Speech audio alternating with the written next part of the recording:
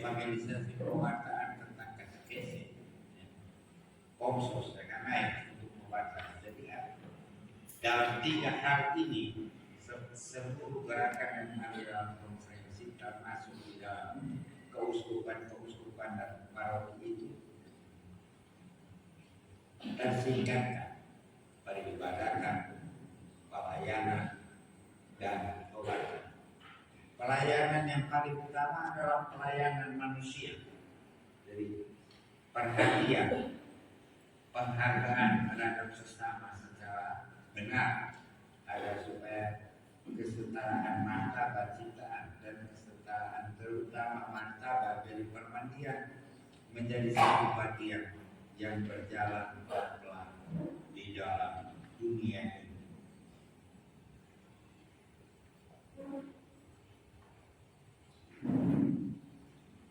Mulai tahun ini sampai tahun lalu sampai dengan tahun ini Gereja Katolik Indonesia berbicara tentang sinodalitas, ya, berjalan bersama-sama.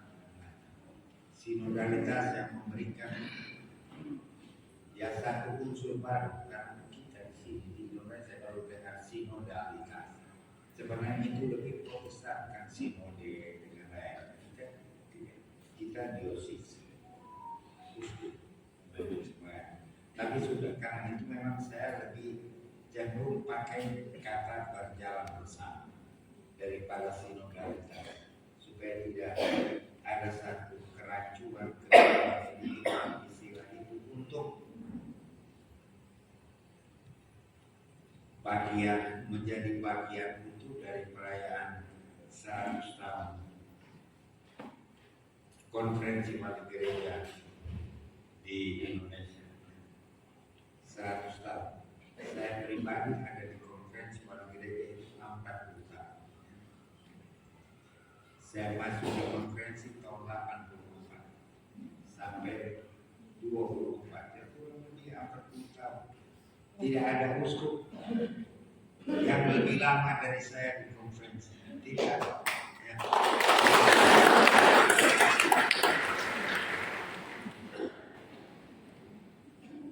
Jadi itu pengalaman bagaimana para uskup itu bersatu, bersaudara, menemukan hal-hal yang tepat bagi pengembangan iman kepada Yesus Kristus. Di dalam konferensi memang setiap tahun 5 tahun, 10 tahun ada kondisi lingkungan yang khusus yang harus diberikan satu wawasan yang baru supaya keseluruhan kita yang terpecah-pecah mendapat suatu roh yang menyatukan dalam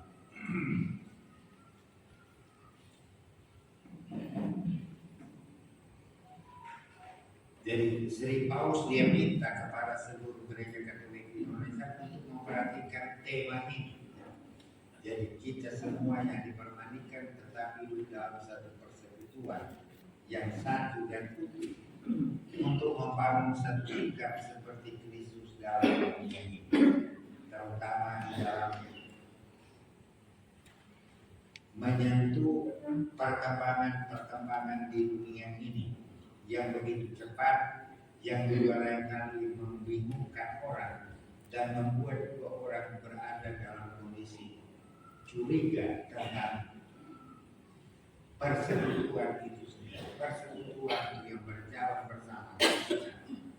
Dipermandikan ada orang yang tertabis, ada orang yang tak tertabis, ada orang yang bergaul, ada orang yang tidak bergaul. Karena semua harus datang bersama-sama untuk melakukan perjalanan yaitu mewujudkan satu kesaksian tentang Yesus Kristus di dunia.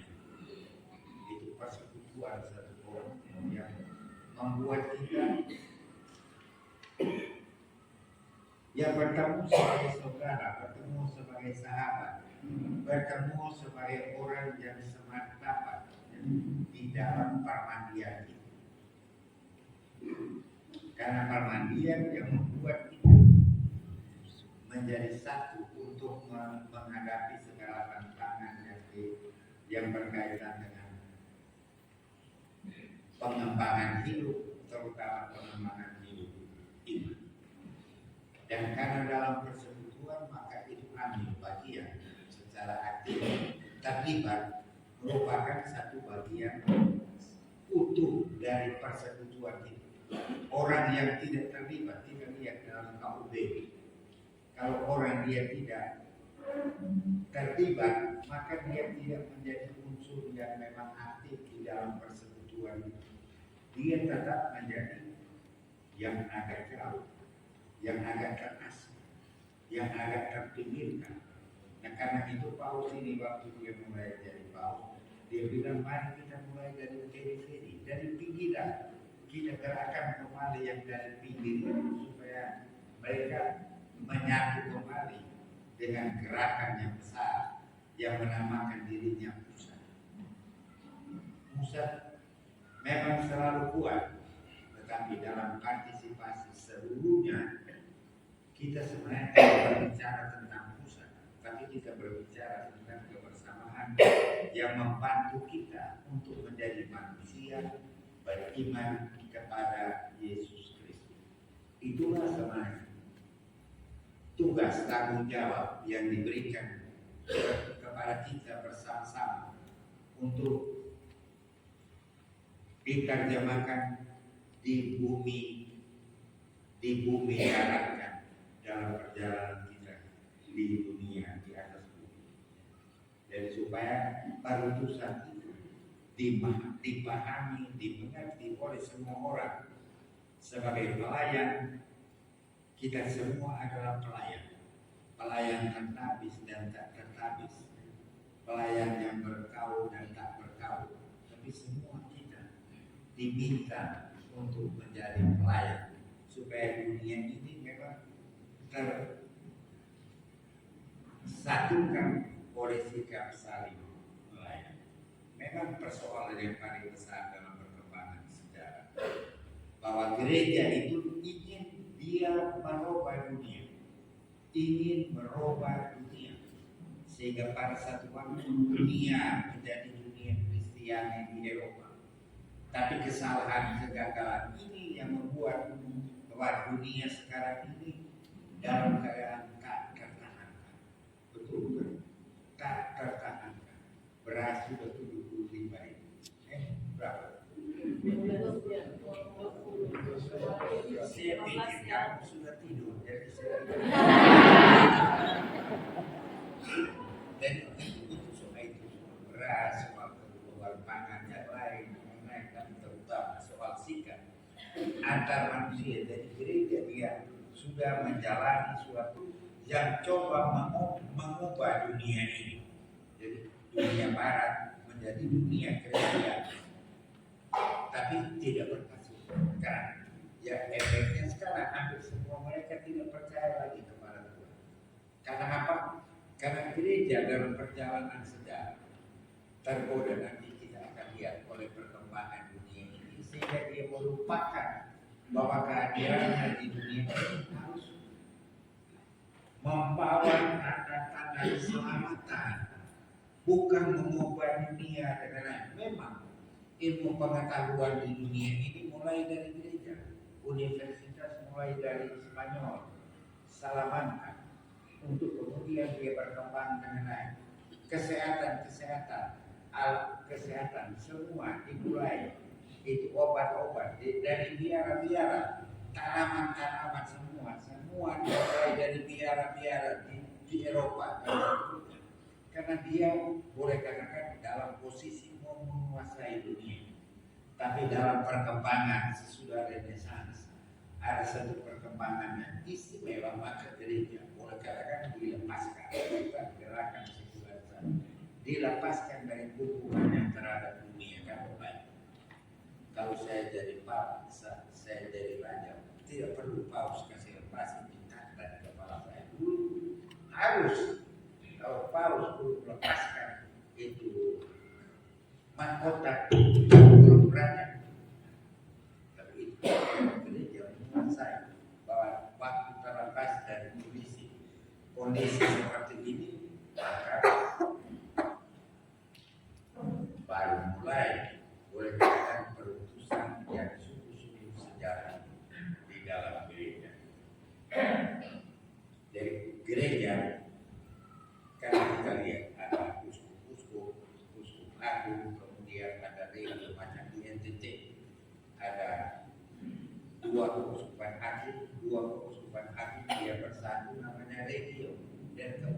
pergi dari regu ini pergi ke konferensi gereja di sana. Jadi itu mandat untuk mengarahkan, memimpin seluruh perjalanan umat agar supaya tetap bersatu, tetap mempunyai satu sukacita. Sekarang ini kita masa puasa, kita akan berduka cita. Masa puasa dalam liturgi gereja Katolik harus penuh kegembiraan karena Tuhan Yesus tidak mati lagi, sudah selesai. Kita hanya mengingat supaya kita mengingat semangat teladan itu, karena itu kalau kita berpuasa berseri-serilah wajah kita, bukan seperti orang-orang yang baru pulang dari pemakaman. Masa puasa dalam masa kegembiraan, bukan karena itu pun nanti lihat Paulus dia juga itu minggu letare menyatakan bahwa itu kegembiraan. Jadi satu pengalaman liturgis dalam kehidupan iman kita untuk tetap mengembangkan semangat dari Injil, yaitu membawa kegembiraan kepada dunia, bukan membawa duka cita kepada dunia. Dan kita supaya membangun diri kita sebagai putra putri Allah, sebagai anak-anak Allah yang dalam kehidupannya. Ya, mari sini. Ini kamu sudah ganti ini. Yang mana?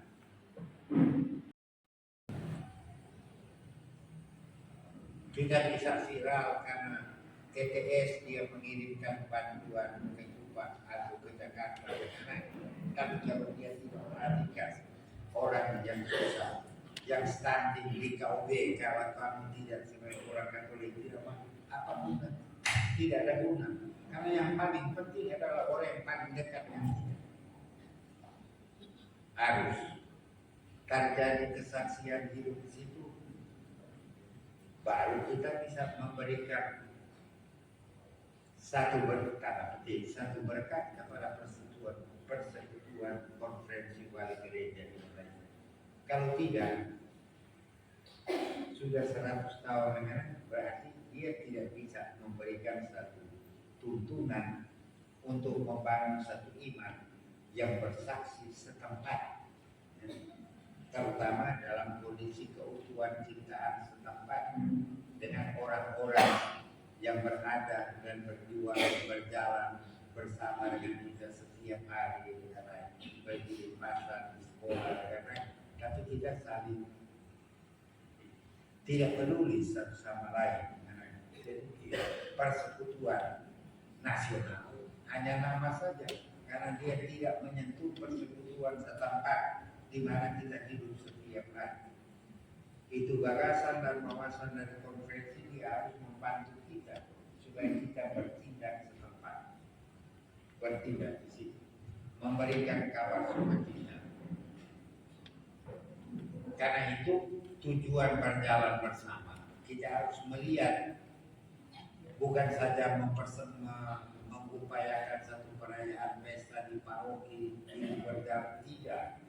Itu bagaimana hidup iman Kristen itu memang berkembang secara benar, supaya dalam perjalanan itu memang ada kerikil, ada lubang kecil, ada jurang, ada naik. Kalau tidak tergelincir, karena memang harus saling menantang, harus saling membantu, supaya kita sungguh-sungguh mengalami iman Kristen berfungsi sebagaimana Kristus sudah membuat karena kesatuan dengan Bapaknya, sehingga dia bisa mengarahkan dia untuk mendapat tantangan. Tapi pematangan hidup Kristen misalnya terhadap murid-muridnya memang ditempatkan dalam suatu perjalanan. Seperti kemarin hari Minggu kita dengar Injil tentang apa? Hari Minggu tentang apa?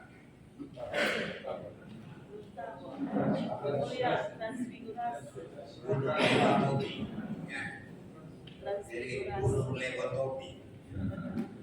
Jadi transfigurasi, perubahan rupa dari Tuhan Yesus Kristus dengan rakyat.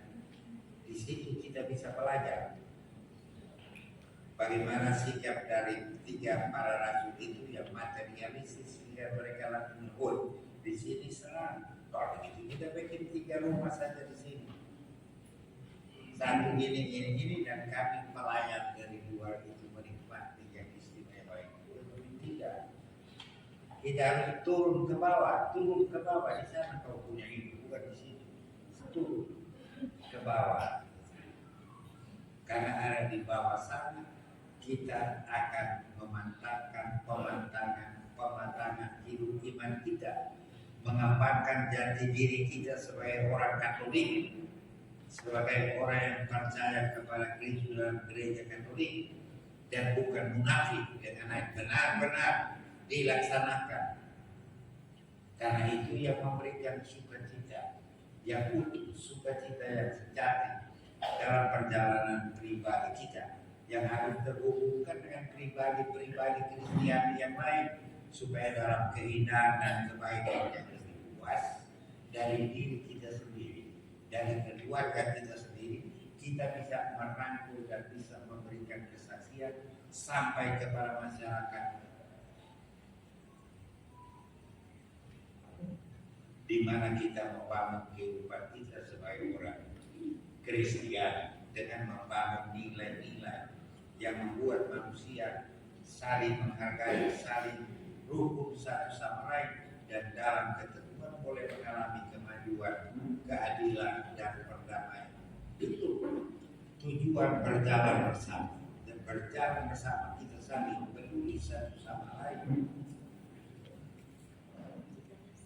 Karena kita mempunyai kasih karunia yang berbeda-beda, tapi kasih karunia yang berbeda-beda itu diperuntukkan untuk kebaikan keseluruhan, kebaikan bersama, dan itu lain yang keluar dari kepala kita sehingga kita mengalami kemandekan, ketimpangan sosial, ketimpangan dalam pengembangan hidup iman di stasi, di kapela, di paroki, dengan lain. Kita harus cari jalan supaya kita hidup dalam satu keseimbangan, berjalan bersama. Bukan persoalan sama-sama berjalan bersama. Peternakan sapi dengan lain. Bahkan orang-orang yang tidak kelihatan, yang hanya kelihatan orang timur itu sapi-sapi. Sekarang orang-orang yang kelihatan tapi sapi-sapi tidak kelihatan. Dari satu perubahan kecil yang sebenarnya harus memberikan satu impact, satu dampak dalam pengembangan pribadi kita. Orang-orang yang punya budaya peternak adalah orang-orang yang individual. Setuju atau tidak? Individual. Bukan dalam arti moral ya, individual. Karena dia bangun pagi, dia hanya ingat itu sapinya, dia tarik sapi itu ke kebun dengan lain, ingin makan. Dia duduk di situ, dia mulai karang puisi, dia main musik di situ. Siang dia sudah sore sudah dia tarik lagi sapi pulang. Dia diambil, dia bertemu dengan orang-orang lain. Sampai di rumah sudah malam, yang lain sudah tidur, dia tidur. Begitu juga Pak. Nah, kondisi seperti ini dalam zaman modern itu sebenarnya terjadi. Tapi itu perbedaannya jauh sekali dalam perubahan dunia ini. Saya hanya berikan contoh saja dengan pertanian, nelayan dengan lain-lain. Yang membuat orang sulit untuk berjalan bersama. Selesai. Orang yang individual secara fisik, antropologis, dia sulit berjalan bersama dengan orang lain. Dia harus belajar kemana. Baru dia mampu untuk bersama-sama dengan orang. Itu salah satu perubahan ilmu pengetahuan yang membuat dunia ini demikian rupa, sehingga dia mulai mengganjal, mulai menghantam iman Kristiani yang umumnya dulu kala itu tergantung dari cerita logis dan lain sebagainya. Tidak bisa. Kita harus buktikan dengan analisis apakah dia benar atau tidak benar. Kan itu perubahan yang menerjang iman Kristen, sehingga muncul orang yang tidak percaya lagi karena wah memang begitu. Kita harus buktikan iman kita, buktikan kemajuan teknologi yang merubah dunia dan lain sebagainya.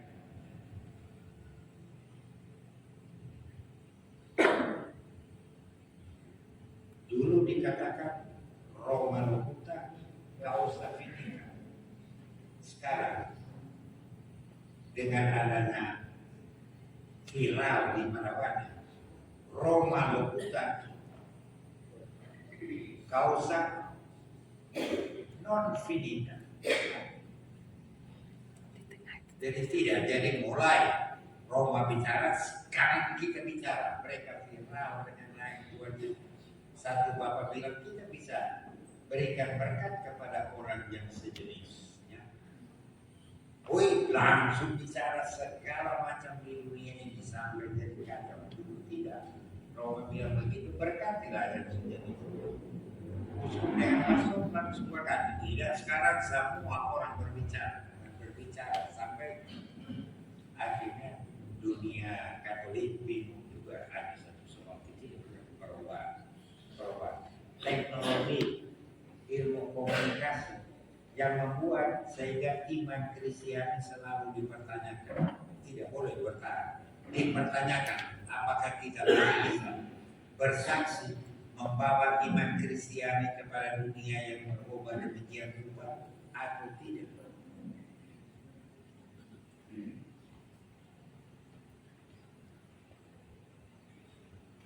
Salah satu pendekatan pastoral dengan misalnya sekarang dengan adanya ini HP dengan lainnya, petani sekarang mereka bilang sudah tanam 1 kali kering, tanam 2 kali kering, tanam 3 kali kering, tanam ke-4 kali gesak dengan seterusnya dengan lain.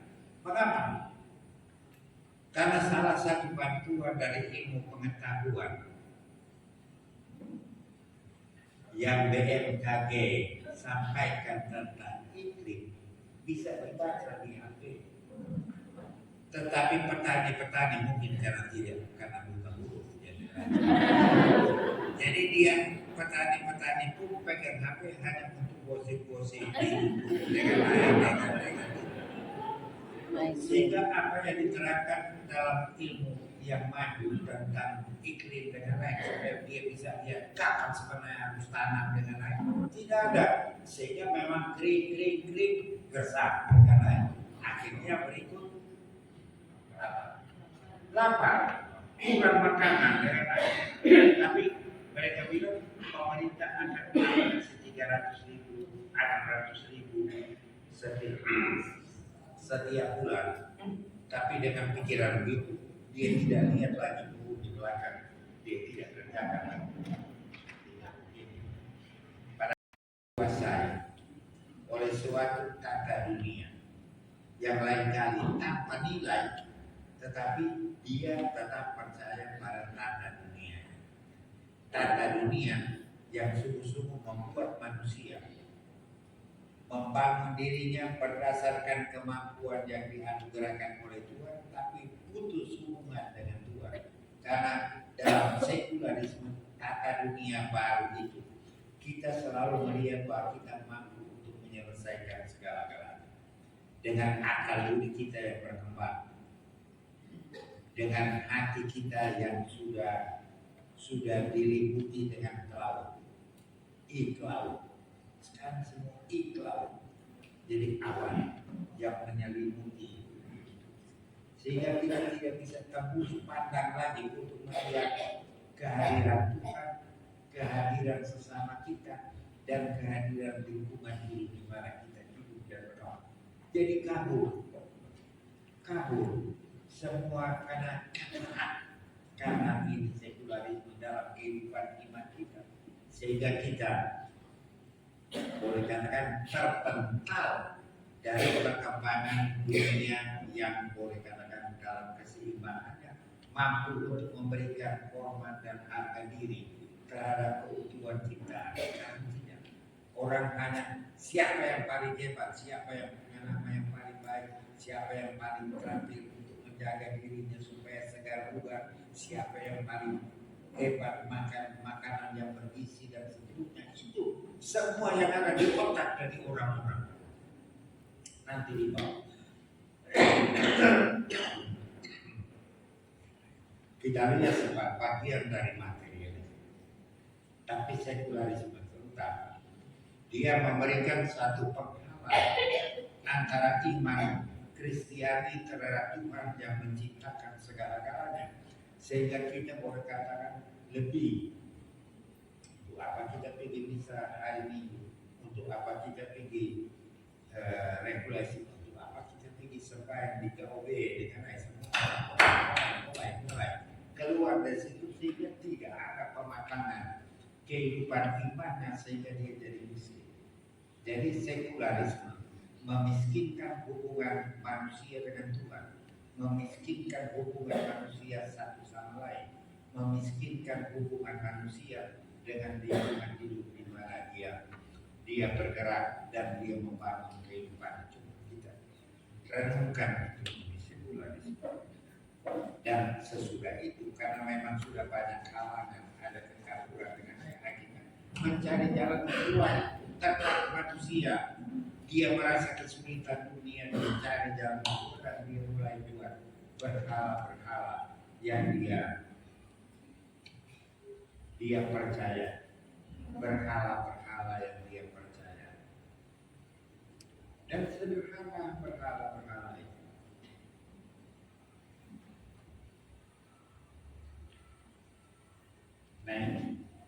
Nike, tahu Nike?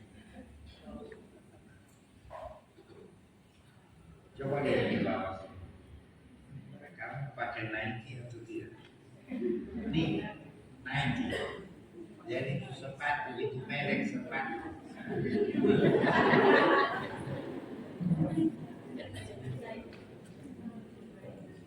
Itu Nike dia punya motor ditemukan oleh kalau dia sudah dikerja 2 jam untuk bertanding mencari motor dari Nike itu tertulis Nike. Kita di Indonesia sebut apa? Sepatu Nike. Bilang saja sepatu.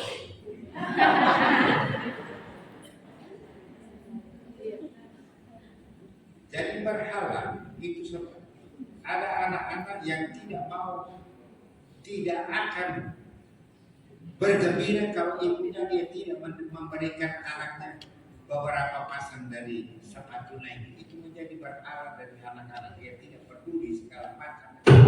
Dia menangis sampai ibunya atau orang tuanya berikan Nike. Kalau dikasih yang lain, dikasih Prada dengan lain, dia tidak Nike. Jadi berhala itu satu kecil itu berhala. Dan juga kita memang membangun berhala-berhala yang menurut keadaan kita dengan lain. Berhala itu akibat dari apa yang kita sebut ego drama yang memang selalu hanya memperlihatkan sandiwara atau drama dari diri kita sendiri dengan lain. Karena kita belajar dari drakor.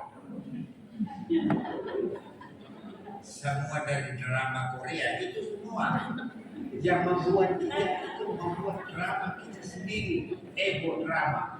Terlepas dari teodrama, drama tidak berhubungan dengan mana. Mulai dengan drakor, ego drama, dan kita terhasil dari teodrama itu berhala. Kita memang lebih mempercayakan diri kepada semua ini daripada kalau kita ada sesuatu yang kita rasa sulit dalam kehidupan kita yang lain.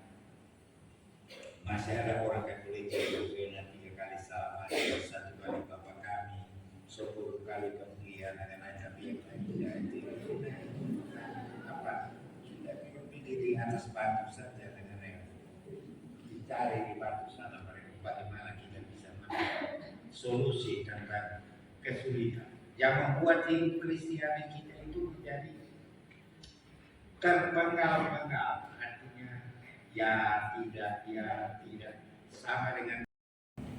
Dan dalam kondisi diaspora ini kita harus macam Rasul Yakobus bilang mempunyai keteguhan iman supaya dalam masa cobaan-cobaan itu kita bisa bertahan, dan dalam bertahan itu bertahan sampai mati.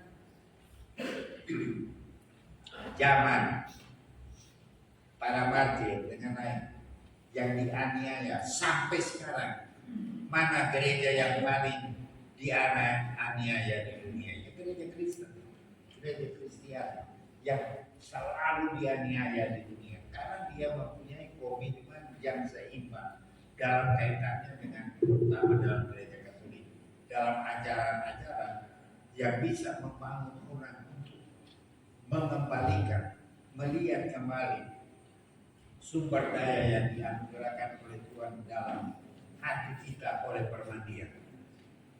Itu resilience, itu yang harus memperbaiki, bukan yang datang dari dalam. Jadi dibongkar kembali organisasi dalam diri kita supaya kita bisa menata, merapikan mana yang sungguh-sungguh. Yang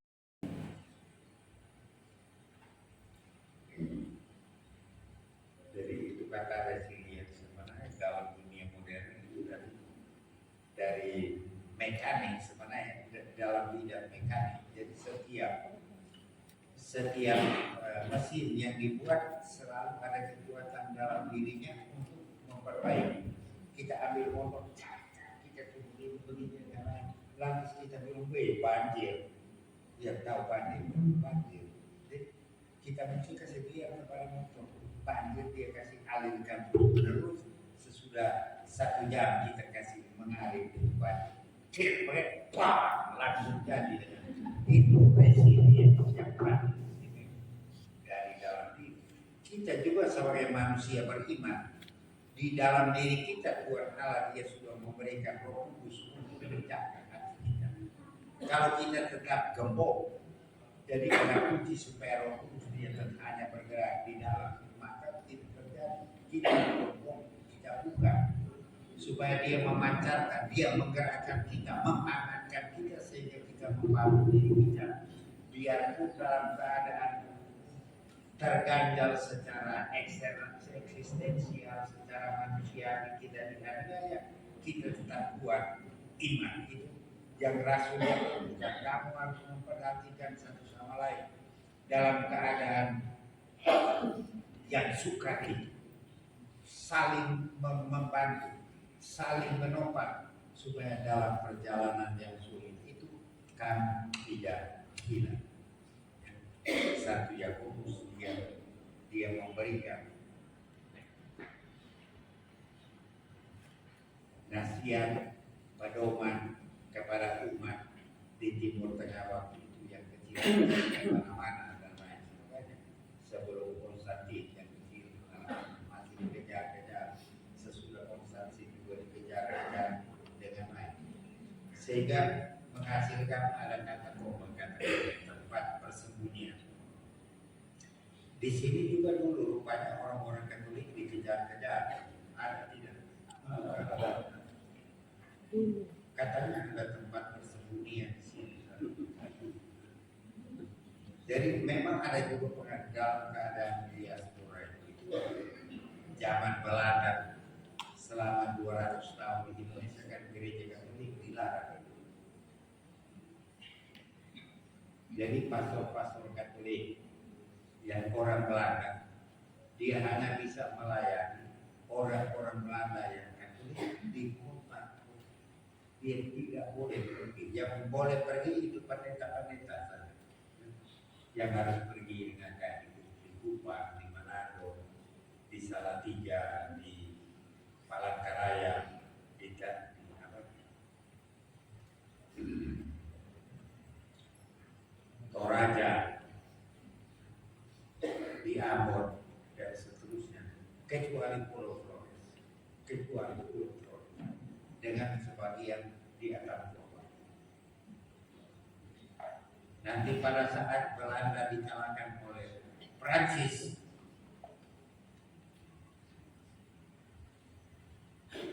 tidak mulai berubah itu Talix Rex Ilius Vereni. Jadi kalau Raja Belanda dia beragama Protestan, semua daerahnya itu harus menjadi Protestan. Begitulah ya.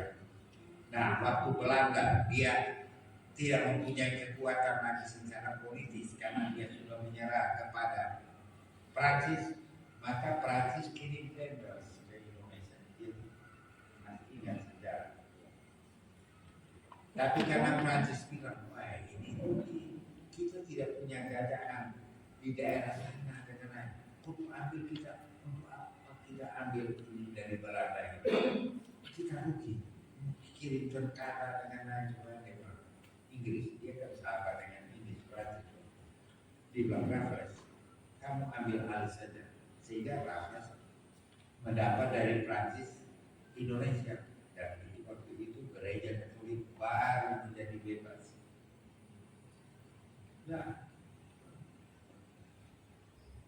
bebas sehingga pasok-pasok dia boleh kecuali Flores dengan daerah. Tapi dia mulai lagi di Minahasa, mulai bikin kampung-kampung dan lain-lain. Tapi ada pasok-pasok yang memang akhirnya dibunuh juga. Ya. Tapi tidak tahu ibu mayat mereka ada di mana. Karena mereka kasih sembunyi sampai sekarang. Tidak beritahu di mana mereka berbunuh. Cari anak orang, cari-cari mana ini. Jadi resiliensi iman, jadi diaspora di Indonesia berkembang. Dan di situ iman kita dipuji untuk kembali selalu mempertanyakan di dalam pelayanan konferensi wali gereja dan masing-masing uskup di Indonesia, apa? Gereja harus menjadi tanda keselamatan. Iman harus ada dalam perjalanan hidup kita. Mengapa orang-orang Katolik selalu kalah dalam pemilihan? Ya, karena tidak ada iman di situ. Mereka tidak bersekutu dengan lain. Semua mau kembangkan dirinya sendiri. Selesai berhala berbar. Biarpun ada partai-partai yang tidak sepakat ada satu pasti jadi. Tapi tidak. Kita semua cari untung. Kita dikorupsi. Kita menjadi koruptor di situ. Sehingga apa bicara iman Kristiani dalam kehidupan politik. Ya, jadi kerajaan dari Kristus itu dia mulai menguat. Dia hilang dari kemerdekaan yang diberikan untuk bertindak secara tepat dan seimbang dalam kehidupan bersama mulai hilang. Mulai kembali hanya ego drama.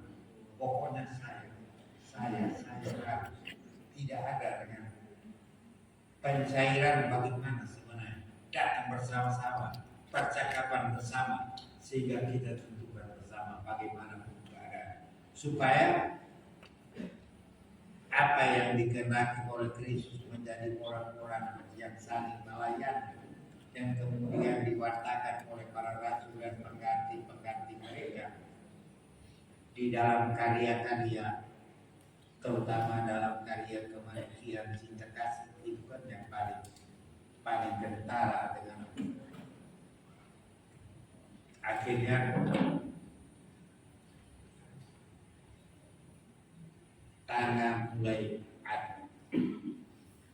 Tapi tanda iman itu memang cepat sekali ditinggalkan karena tanda iman itu kita tidak bisa bawa di pasar di pasar. atau kita tidak bawa pergi ambil di Alfamart dengan lain sebagainya. Karena itu yang tadi saya katakan, itu yang diberikan dalam hati yang akan berkembang. Sehingga pewartaan para rasul itu memang sungguh-sungguh masuk dalam hati kita. Dan kita sebagai gereja sekarang ini, setiap kali kita berjalan kemana-mana bersama-sama atau sendiri, kita mewartakan Injil, evangelisasi. Itu hidup kita harus menjadi evangelisasi, harus menjadi pernyataan warta gembira dari Yesus Kristus yang mau merangkul semua orang untuk dibawa kembali kepada Bapaknya di surga,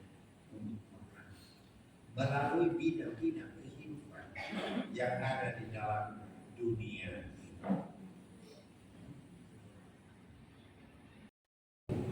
Kelemahan dari evangelisasi jadi pengembangan pewartaan iman Kristiani di dunia ini, karena baik pimpinan gereja maupun seluruh umat awam dengan lain berusaha untuk mengubah dunia, menjadikan dunia ini dunia Kristiani, tapi tidak. Tuhan Allah sudah ciptakan dunia ini bervariasi.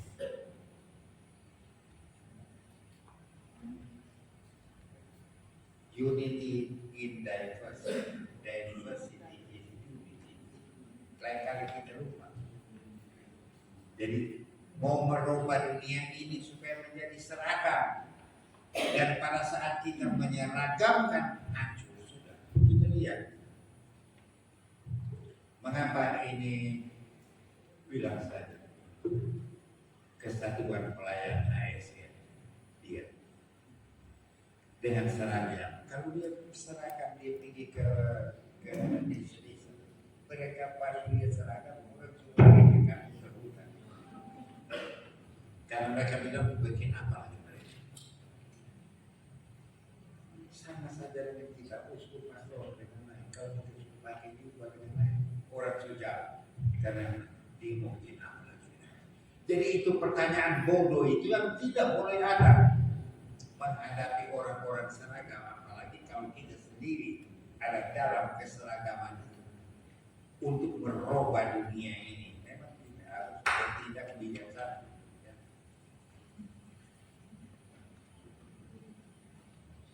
Dunia Kristiani ini tidak ada tanjuan menurut saya.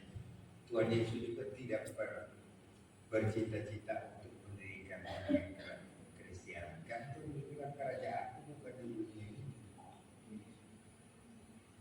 Tapi karena kita manusia yang tidak sama dengan Kristus, maka kita mulai katakan kerajaan Allah ini sudah ada di dunia. Benar, dia mulai berpihak, tapi belum ada sepenuhnya, karena masih dalam perkara mengubah dunia. Karena itu tidak usah berharap bahwa nanti semua orang di TTS semua jadi orang Katolik. Tidak, bodoh. Lihatlah yang sekarang begini. Kita dalam dalam keanekaan dengan baik, kita hidup baik dengan baik, berjalan hubungan yang baik. Dan demikian kita makan gado-gado, tidak. Itu gado-gado sama campuran dari berbagai sayur, bukan hanya kol. Itu gara-gara kita sebenarnya yang paling enak adalah masyarakat gado-gado semua.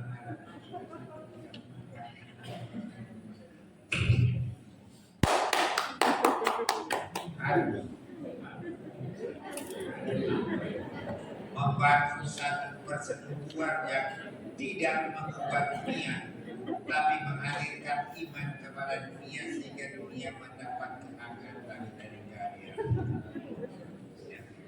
Jangan membuat semua menjadi orang Katolik dan dunia ini menjadi beku.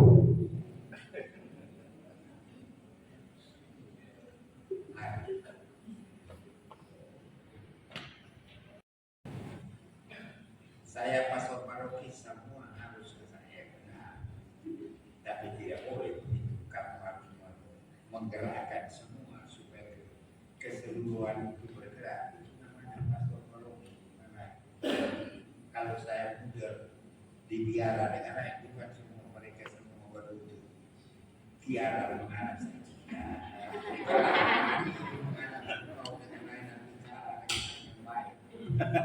Harus begitu.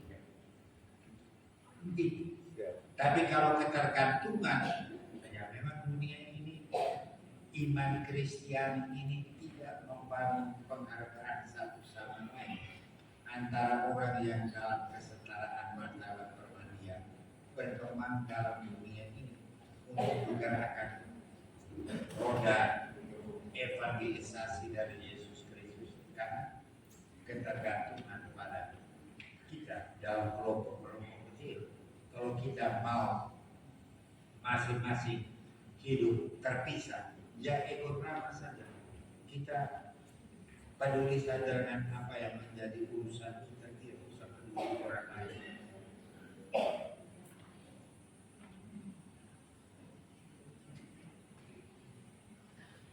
Dalam pasal puaskan, Pak Paulus dia bilang, engkau di mana?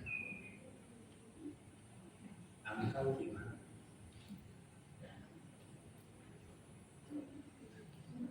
Di mana saudara? Engkau di mana? Di mana saudara? Ditanya kepada kita supaya kita keluar dari ego drama.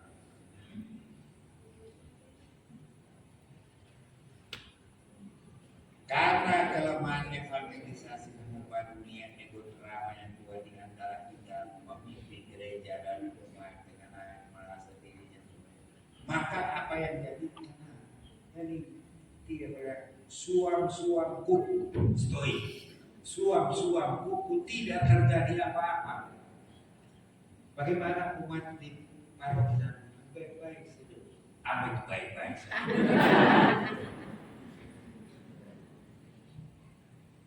Karena tidak ada analisis, tidak ada penginsafan, tidak ada perhatian yang secara tepat dia menggerakkan mereka untuk mempertanyakan diri, siapakah saya sebagai orang yang percaya kepada Yesus Kristus.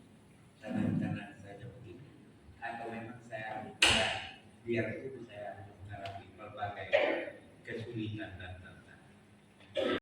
Apa yang ada di otak dari pastor dengan bikin gedung dulu? Bikin gedung dulu. Anda gedung gereja, atau rumah pastoran, atau rumah panti asuhan, atau bikin gedung supaya kelihatan material, pendekatan materialis yang bukan salah. Tapi kalau hanya itu, kamu akan berkelahi terus menerus.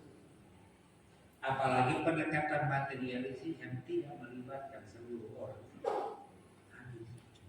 Cetak komplit dari satu orang dan kemudian dibebankan kepada orang lain. Itu materialisme yang paling jelek, materialisme yang paling tidak boleh ada dalam gereja Katolik karena kita bersaudara, kita bersahabat, kita datang, kita lihat ke masa depan dengan baik. Kalau memang Deo volente, kalau memang Tuhan mau apa yang kita buat itu akan terjadi dengan baik. Tapi jangan kamu tentukan tanpa kehendak Allah. Artinya di dalam kebersamaan, persaudaraan dengan baik.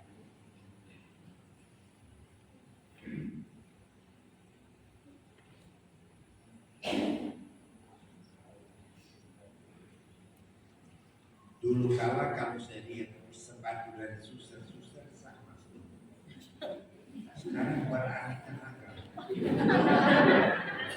Dulu waktu mereka masuk KPL itu bunyi, sekarang bunyinya beraneka ragam. Tapi motor tidak boleh lompat jalan.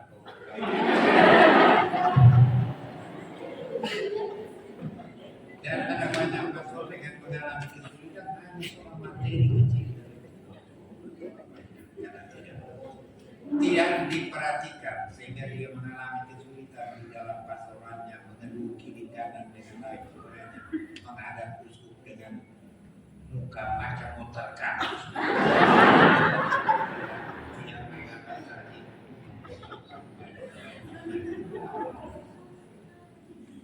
materialisme, konsumerisme itu juga yang menantang kehidupan Kristen kepada seluruh umat di dunia. Materialisme, konsumerisme begitu tinggi sampai kehidupan spiritual juga harus menjadi bagian dari konsumerisme, sehingga pengembangan spiritualitas DIY, spiritualitas DIY, do it yourself. Jadi masing-masing semua susah A dia punya spiritual, susah B ini, susah karisma mereka tidak pentingkan lagi, masing-masing dikembangkan, dan itulah sumber kekacauan dalam komunitas, dalam komunion, dalam persekutuan, karena konsumerisme di bidang spiritual.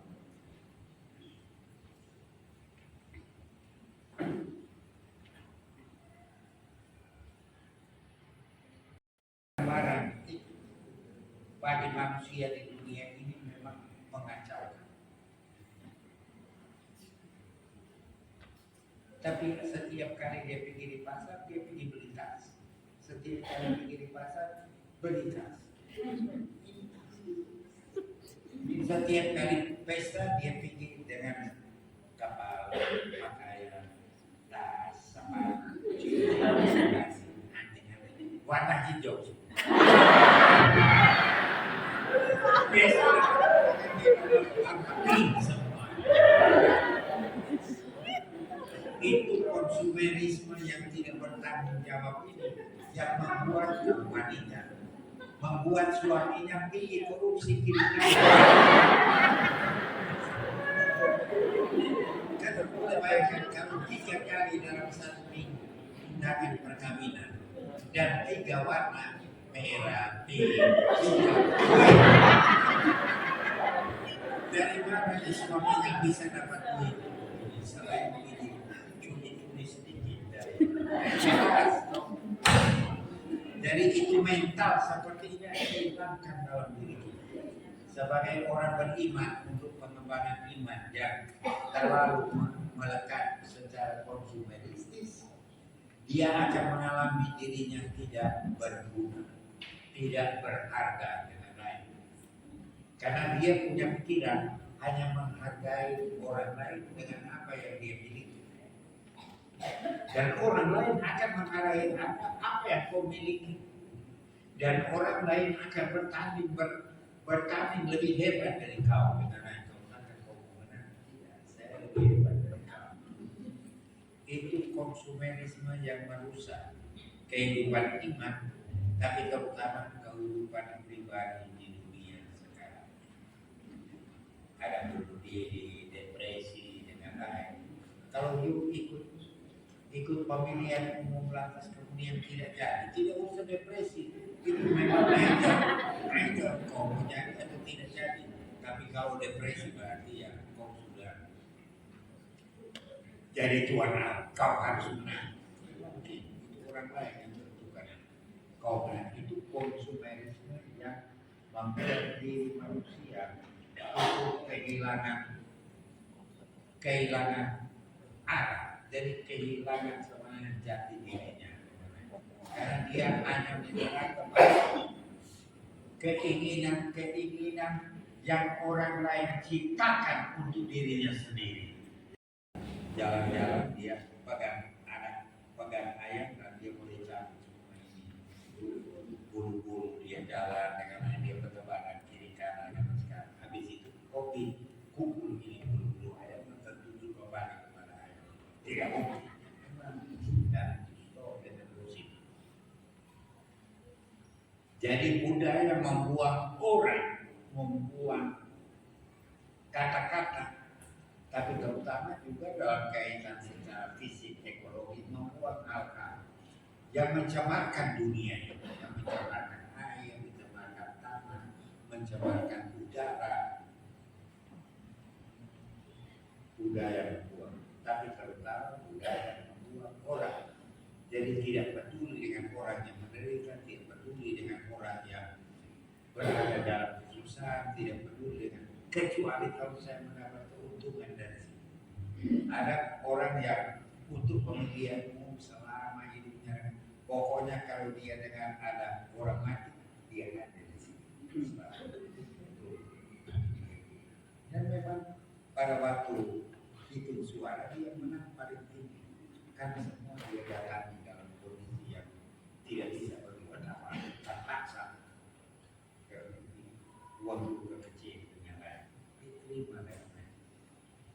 Dan umumnya orang-orang begitu yang memberikan devote, yang memberikan kebaikan dalam perjalanan kehidupan dia tetap diingat. Begitu juga kita sebagai orang beriman harus berusaha supaya kita memang dalam kehidupan kita berjalan sambil berbuat baik.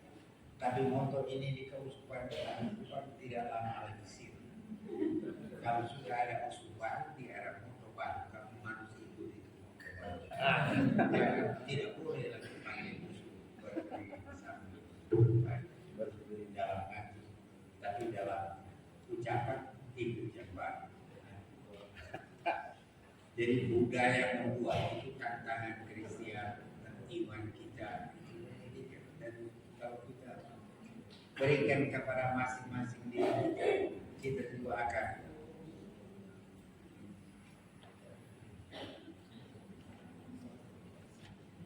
saya sudah bicara setengah jam.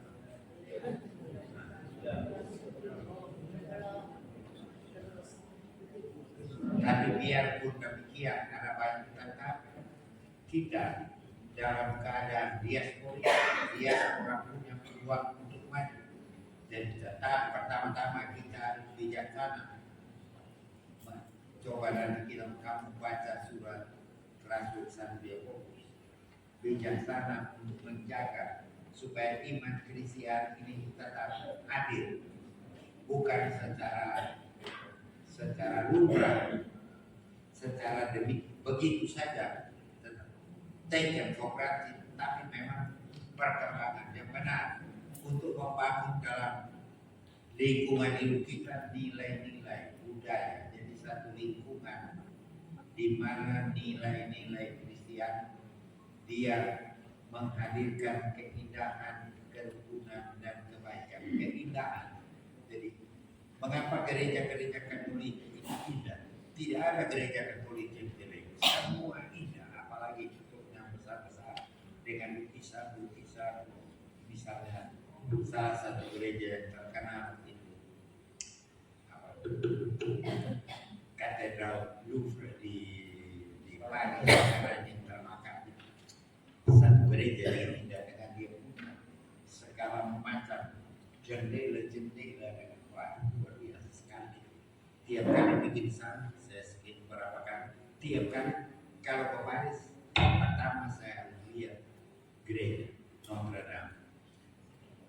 Jadi itu satu lingkungan yang memberikan keunikan dan yang memang merukunkan kembali, yang menyatukan dan membawa kebaikan. Jadi indah. Santo Thomas bilang pulcritudo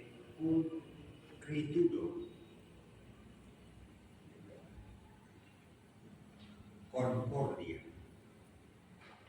claritas. Jadi satu peluang dari orang Kristiani dalam dunia yang tertebar di mana-mana itu, tapi dia selalu menjadi indah, menjadi rukun dan menjadi baik. Orang yang ingat dalam keadaan apapun juga. Dengan demikian kita orang Katolik bersahabat dengan semua orang yang pun kita lainkan dilecehkan. Jadi keterbukaan dalam pembinaan iman yang membangun dalam diri kita kematangan. Itu satu Yakobus.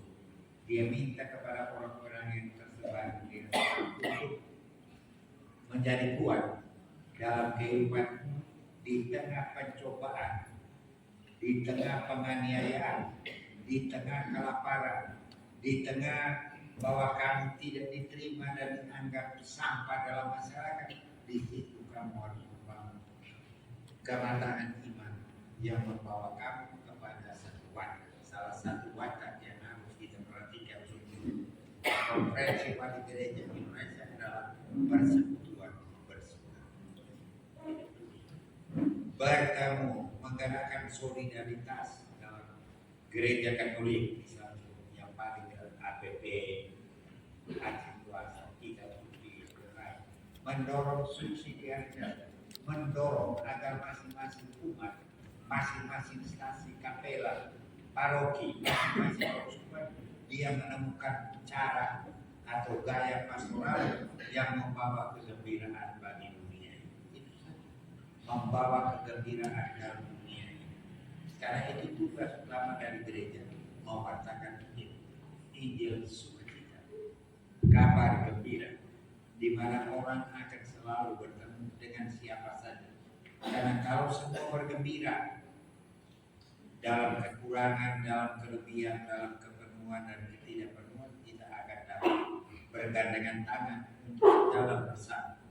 Itu yang intisari dari konferensi wali gereja. Biarpun kami para uskup pandangannya, pendapatnya berbeda-beda dengan, tapi selalu kita sebagai bersaudara bisa sama dengan keluarga kita, bapak, ibu, anak-anak, kakak, adik, kita tetap berbeda, tidak ada yang sama, tapi kita sama-sama hidup sebagai satu keluarga. Itu juga konferensi wali gereja ini sebagai satu keluarga yang menghimpun kekuatan Roh Kudus secara nasional untuk disampaikan, berbagi kepada kehidupan bangsa di Indonesia. Karena itu, dari itu saya sudah sebut aktif, kreatif, inovatif, dan itu harus dilihat dalam persaudaraan dan persahabatan. Persaudaraan di antara umat Katolik, persahabatan dengan semua orang, umat beragama lain, persaudaraan. Harus bersaudara di antara, bukan hanya persahabatan. Karena kita apa? Mengapa kita harus bersaudara? Karena kita yang diperwadikan dalam gereja Katolik hanya mempunyai satu makanan tunggal, yaitu Yesus Kristus, perayaan Ekaristi yang membuat kita saudara-saudari satu sama lain. Setiap kali kita makan kosti, menerima kosti, kita menyatakan bahwa kita saudara dari Kristus. Tidak saudara. Karena itu kita mempersiapkan diri supaya memang kita datang dan memang saya betul saudara. Aliran darah adalah aliran darah saya. Aktif, kreatif, dan inovatif. Bila mana ada hal-hal yang kurang menyenangkan, kita secara kreatif cari jalan keluar supaya menyenangkan bagi semua orang, diterima.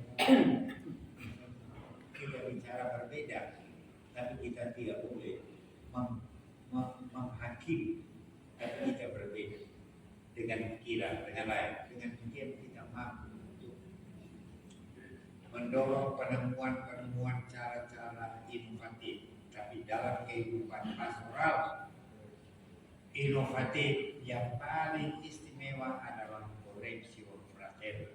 Jadi kita saling memperbaiki satu sama lain supaya kita tetap berjalan bersama. Karena kalau satu orang, dua orang kelompok terseok-seok, terpuyuh-puyuh, bagaimana kita bisa maju? Akhirnya kita bisa maju tapi mundur. Begitu bersama-sama. Mengetahui bahwa kita orang Katolik, yaitu kita bisa pisah. Kan ada pengumuman di gereja sekarang ini. Ini sekarang kita waktu komuni dengan orang minta orangnya jangan diperuntukkan untuk orang-orang Katolik yang sudah mempersiapkan diri dan masyarakat yang lain yang juga minta maaf, silakan tinggal dulu. Jalan bersama itu orang Katolik tidak pernah berjalan sendiri-sendiri, tapi nyatanya mereka jalan sendiri-sendiri.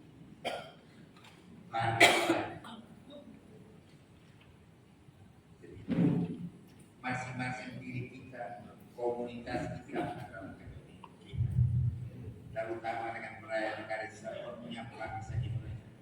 bukan hanya menyanyikan Indonesia Raya, tapi dalam menjalankan tugasmu sebagai warga, engkau menjalankan apa yang membuat supaya Indonesia rukun dan maju dan damai, berjalan bersama. Itu memang harus jalan bersama, berdampingan secara damai. Kalau ada yang tengok sedikit, tarik sedikit, kalau ada berjalan bersama, itu yang dikehendaki akan terjadi dalam kita. Tapi tantangan pastoral dalam berjalan bersama itu kemiskinan, karena sistem sosial juga yang dalam gereja Katolik tidak benar. Selamanya selalu ada satu perhitungan, satu perhatian supaya kemiskinan bisa dihilangkan pelan-pelan karena sistem yang tidak adil di dalam masyarakat. Alasan awal dari teologi pembebasan, mengapa teologi pembebasan berkembang? Karena kemiskinan dalam masyarakat, ketidakadilan sosial. Dan teologi tentang itu harus dikembangkan dengan benar. Dan itu berbeda dengan teologi yang berkembang di Barat dan teologi yang berkembang di Amerika Latin, juga di Asia. Karena teologi yang berkembang di Barat adalah teologi daun meja. Semua ahli ini mulai catat. Sedangkan teologi di Amerika Latin berkembang dengan daun pohon. Kan mereka tidak punya apa karena ini daun pohon warna merah adalah makan, ini warna pink adalah minum. Jadi ambil itu. Sedangkan di sini dia tulis semua dengan naik. Kan di sana tidak. Ini saja yang kami punya. Daun pohon, tapi itu daun pohon yang kalau dikembangkan dia akan menjadi pohon yang segar. Daun meja kalau dikembangkan dari apa? Bisa kering itu daun meja. Sekarang menjadi moa. Daun meja, pernah lihat daun meja? Memang daun meja tidak biasa dikatakan yang ada itu daun meja. Tapi daun meja itu teologi, saya bilang teologi, saya bukan teolog ya. Jadi saya main saya katakan yang kemiskinan, karena itu kemiskinan yang dari barat itu bagaimana kita mau mengatasi itu selalu kita lihat dengan naik segalanya dengan jauh dari api. Kita tahu makin diabaikan orang-orang demikian. Dan apa yang terjadi di sana jangan dilihat bahwa kita dia minta untuk membangun kesaksian gereja itu sudah benar ini mulai dari pimpinan kita angkat orang supaya mereka melihat bahwa mereka manusia yang setara, mereka berkembang dan demikian mereka bisa mengatasi apa yang menjadi kesulitan dalam diri mereka, membentuk satu komponen, satu kelompok di mana orang berpartisipasi dengan baik dan bisa menuju satu keadaan yang lebih memberikan sukacita dalam diri kita, balik jauh dari baik, memperhatikan peduli secara manusia dan masalah dan terlibat itu bahwa semua orang harus ikut serta memikirkan tentang keselamatan dengan memperhatikan bagaimana manusia yang diciptakan setara mendapat tugas untuk saling memperhatikan satu sama lain, tapi bukan hanya tinggal satu sama lain antar manusia, tapi itu menjadi masalah publik politik harus diperjuangkan bersama-sama secara politik agar supaya kehadiran agama di orang tidak diikuti, tidak dibuat susah, bahwa orang ini bisa dimasukkan di dalam membangun satu kerukunan yang secara publik membantu mengembangkan peraturan-peraturan yang menghormati martabat manusia, yang membuat bagi manusia satu kondisi setara. Dalam gereja kondisi setara karena kita mendapat pengertian yang satu dan sama. Dalam perbedaan pelayanan, penugasan dengan lain sebagainya, kita tetap harus melayani yang boleh katakan yang publik, yaitu eklesial keseluruhan, yaitu persaudaraan, persekutuan di mana kita yang secara baik dan secara sederhana kita laksanakan dengan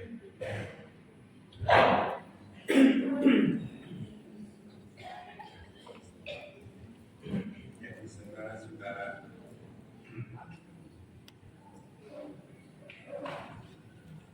yang terkasih, jadi konferensi Wali Gereja Indonesia yang merayakan 100 tahun dengan tema berjalan bersama untuk gereja dan untuk bangsa dalam kerukunan dalam damai, dengan mengajak kita sekalian mengadakan hari-hari studi untuk mengingatkan kembali panggilan Kristiani dalam perjalanan bangsa, dalam perjalanan gereja. Tahun ini dan tahun lalu kan sudah ini the Synod of Synodality, jadi tentang sinodalitas dalam gereja dengan lain, dan akan dilanjutkan pembahasannya di bulan Oktober. Sekarang dulu sudah proses kecil, mulai dimakan menemukan lagi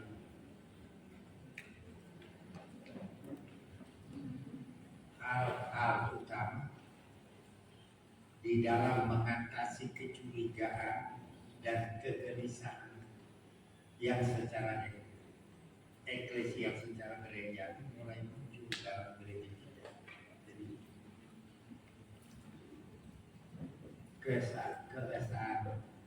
keresahan wawasan pastoral antara Paulus dan Uskup itu diganggu sedikit. Keresahan pastoral wawasan antara uskup di satu negara yang juga bercakap satu sama lain dengan lain. Gerakan yang ada di zaman untuk membangun way of moralitas, tapi sebagai dasar tidak setuju. Dan satu bapak sudah memutuskan kami tidak boleh angkat suara, pilih suara tentang way of moral di Jerman, karena akan bisa terjadi bahwa gereja di Jerman itu terpisah dari gereja di Roma, jadi sama dengan nanti Protestan itu. Jadi itu harus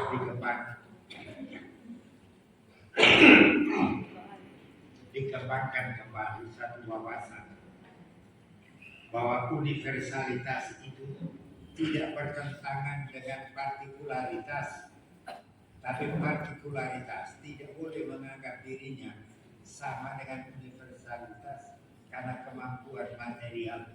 Jangan-jangan Jerman dia mengandalkan itu, yang mengandalkan bahwa kami kuat di bidang material, biarpun sudah banyak orang Katolik Jerman yang mengundurkan diri dari gereja Katolik secara resmi. Dan kalau mereka sudah mengundurkan diri dari gereja Katolik secara resmi, gereja tidak akan mendapat pajak lagi sedikit dari mereka. Sehingga pendapatan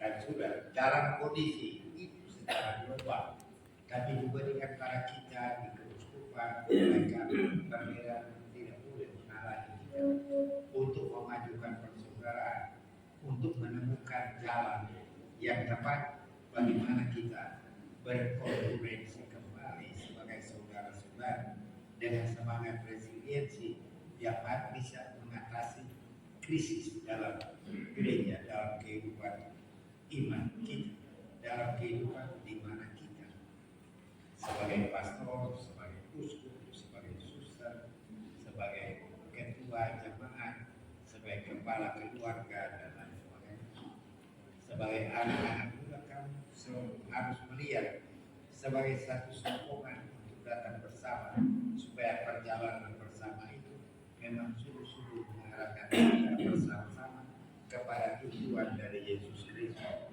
untuk mendirikan gereja ini.